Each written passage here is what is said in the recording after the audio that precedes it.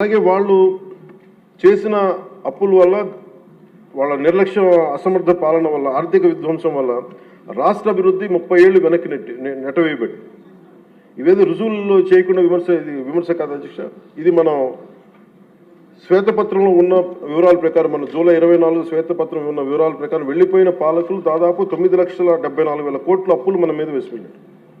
అందులో వివిధ శాఖల పరిధిలో పనులు చేయించుకుని కాంట్రాక్టర్స్కి వెండర్స్కి వాళ్ళు చెల్లించకుండా వదిలి వెళ్ళిన అప్పులే 1,35,000 కోట్ల రూపాయలు ఉన్నాయి.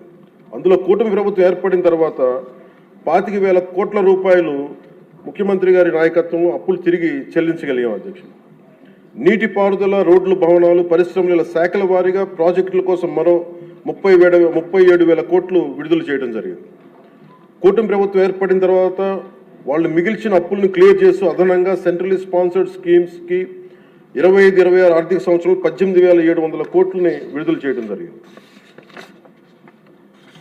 కేంద్ర ప్రభుత్వం నుంచి వచ్చిన 10,500 కోట్ల నిధుల్ని వినియోగించడంలో గత ప్రభుత్వం చాలా ఘోరంగా విఫలమైంది. అందులో 1,800 కోట్లు PMAY అర్బన్ రెజ్యువనేషన్ మిషన్, ప్రధానమంత్రి Ayushman Bharat, pre matric scholarship for OBC, EBC, denotified తెగలు, PMSSV కింద రావాల్సిన పోస్ట్ మెట్రిక్ స్కాలర్షిప్లు చెల్లించకపోవడంతో వెనక్కి వెళ్ళిపోయి తద్వారా పట్టణాల్లో అభివృద్ధి నిలిచిపోయింది. రాష్ట్ర విద్యార్థులు, యువత నష్టపోయింది.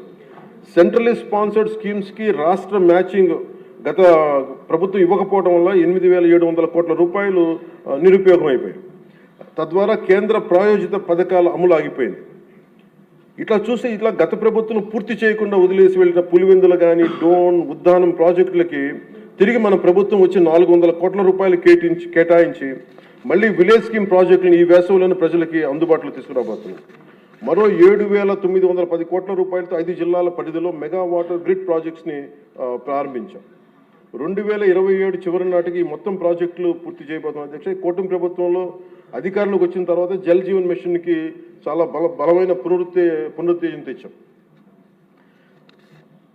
అలాగే విద్యాశాఖలో కూడా సహచర మంత్రి వైద్యుడు సోదరుడు నారా లోకేష్ గారి నాయకత్వంలో కూడా చాలా రెవల్యూషన్ చేంజెస్ వచ్చినాయి.